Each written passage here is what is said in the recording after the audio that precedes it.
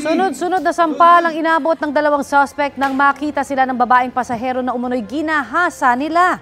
Kwento ng biktima, sakay sina noon ng van mula Maynila, Patandag, Surigao del Sur para magbakasyon. Bumaba po sa bayan ng Carrascal ang ibang pasahero ng van at naiwan ang biktima.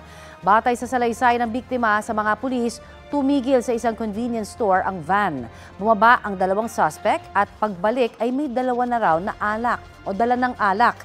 Nang maubos daw ang alak, itinali raw ang biktima ng mga suspect gamit ang t-shirt at doon na siya pinagsamantalahan.